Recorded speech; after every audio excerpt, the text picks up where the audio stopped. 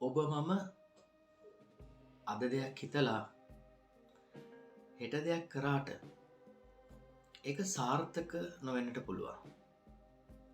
එකට හේතුව තමයි සාර්ථකත්වය කියලා කියන්නේ ලොකු කාලයක කැපකිරීමක්.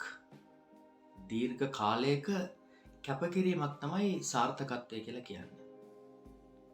උදාහරණයක් විදියට සංගීත භාණ්ඩයක් වාදනය කරන්න පටන් ගන්න පුද්ගලයෙක් අද දවසේ ඒ සංගීත භාණ්ඩය වාදනය කරලා හෙට දවසේ සාර්ථක වෙන්නට බෑ. අද දවසේ පටන් ගත්ත ඒ සංගීත භාණ්ඩය වාදනය කිරීමේ ඒ පන්තිය අදින් පටන් අරගෙන හෙටින් අවසන් කරන්නටත් බෑ. හෙටින් උපරිමයටම එන්නත් බෑ.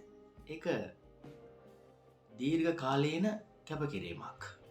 ඒ දීර්ඝ කාලීනව කරන කැපකිරීම අනුව තමයි ජීවිතේ සාර්ථකත්වය රඳා පවතින්නේ. එතකොට මේ පුංචි අදහස ප්‍රාදර සහෝදර සහෝදරනේ ආදරණීය දරුවනේ ඔබත් එක්ක බෙදා ගන්නට හිතුවේ. අලෙලිව සෙනසුරාදා දිව්‍ය පූජාව පවත්වලා මම දේවස්ථානයෙන් පිට වෙලා එන්නට කලින් එක මාළු තාත්තා කෙනෙක් මම ළඟට ඇවිල්ලා මෙන්න මේ වගේ ප්‍රශ්නයක් අහනවා.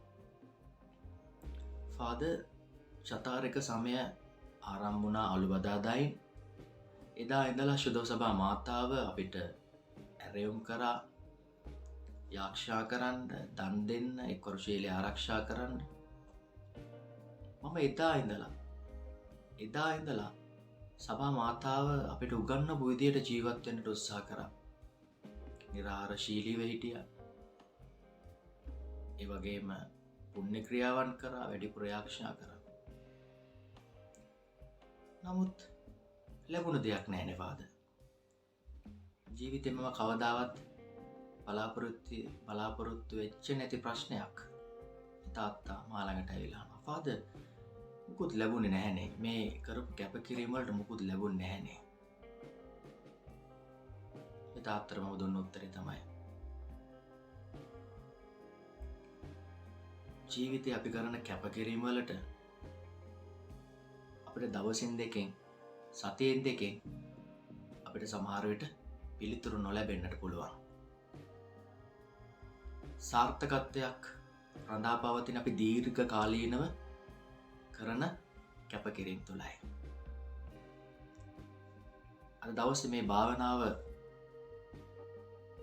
සවන් දෙන ඔබටත් හැඟෙනවා නම් චතාරික සමය තුළ ඔබ ආත්මික පුණ්‍ය ක්‍රියා, ඒ වගේම එක්වරු ශීලය රැකීම, දාන ධර්ම දීම, ඒ වගේම වැඩිපුර යාක්ෂා කිරීම, මේ දේවල් කරලත් ඔබට තාමත් යේසුගේ ආශිර්වාදය ලැබිලා නැහැ කියලා මතක තබා ගන්න.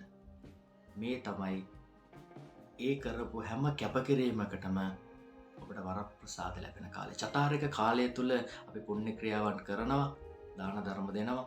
එතකොට ඒ කරන හැම කැපකිරීමකටම වරප්‍රසාදය ලැබෙන කාලය තමයි මෙන්න මේ උත්තාන සමය. ඒකයි කිව්වේ කැපකිරීම කරලා ඒකේ අවසාන ප්‍රතිඵලය තමයි වරප්‍රසාදය සහ සාර්ථකත්වය. මං හිතන ඔබට පිළිතුර ලැබෙන්නට ඇති කියලා.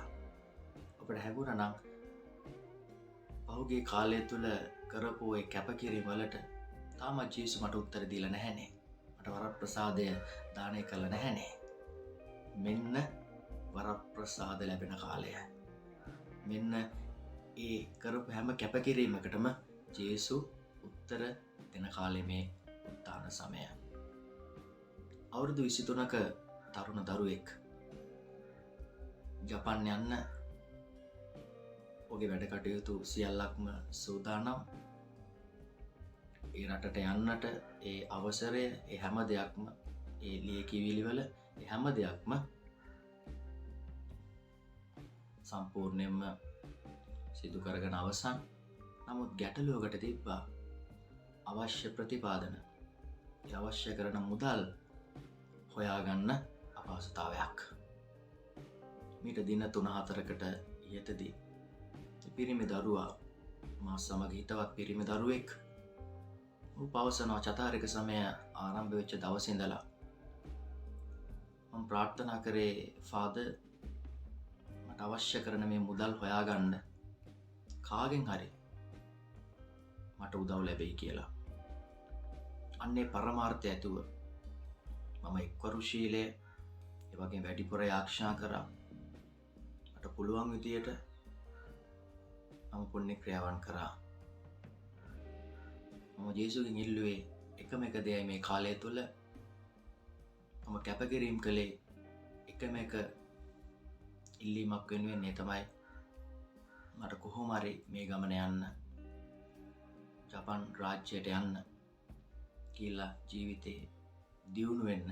ඒක තමයි මේ කාලය තුළ මම ජේසුගෙන් ඉල්ලුවේ. ඒ ඉල්ලීම වෙනුවෙන් මම නොකරපු කැපකිරීමක් නැහැ. දවසට වේල දෙක කුසගින්න ඉඳලා ඒව තව කෙනෙක්ට පරිත්‍යාග කරලා ඒ බඩගින්න මම ජේසුට ඔප්පු කරලා අවුරුදු 23ක තරුණ දරුවෙක් අවුරුදු 23ක තරුණ දරුවෙක් මා එක්ක බෙදාගත්ත අත්දැකීමක්. විශ්වාස කරන්නටත් අමාරුයි.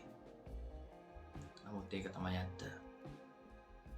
එතකොට අද වෙද්දී ඒ කැපකිරීම් වල සාර්ථකත්වය, ඒ කැපකිරීම් වල ආශිර්වාදයවත් දකින මේ වෙද්දී මිනිසුන් කීප දෙනෙක් මේ තරුණ දරුවට උදව් උපකාර කරලා අද වෙද්දී ඔහුට ඒ අවශ්‍ය කරන ඒ මුදල් සියල්ලක්ම හොයාගන්නට පුළුවන් වෙලා තව දින කීපයකින් ඔහු යන්නට සූදානම් වෙනවා. බලන්න අපේ අතර සහෝදර සහෝදරයන් ආදරණීය දූ දරුවනේ, අපි යම්කිසි කැපකිරීමක් කරද්දී යම්කිසි අරමුණක් වෙනුවෙන් ඒකේ අවසානය තමයි සාර්ථකත්වය. ඒකේ අවසානය තමයි ප්‍රතිහාරය. ඒක නිසා ඔබ කලබල වෙන්නට එපා. ඔබ බය වෙන්නට එපා. ඔබ චතාරික සමය තුල යම්කිසි කැපකිරීමක් කරා නම් ඒකේ සාර්ථකත්වය ඔබ මේ සමය තුල ඉදිරි කාලය තුල ඔබ අනිවාර්යයෙන්ම අත්දකිනවා. ඒක නිසා ජේසු වෙනුවෙන් දෙයක් කරන්නට පසුබට වෙන්නට එපා. ජේසු වෙනුවෙන් පුණ්‍ය ක්‍රියාවන් කරන්නට පසුබට වෙන්න එපා. ජේසු වෙනුවෙන් ජේසු එක්ක සම්බන්ධතාවය ගොඩනගා ගන්න තියෙන ඒ මහා බලගත් ප්‍රබල මාධ්‍ය යාක්ෂා කරන්නට කාලය වැය කරා කියලා, ඒ කාලය අපතයමක් කියලා ඔබ කවදාවත් හිතන්නට එපා.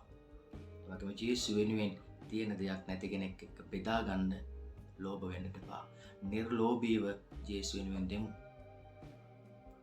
ජේසු වෙනුවෙන් කුසගින්න දරා ගන්නට අපි පුරුදු වෙමු. අපි සූදානම් වෙමු.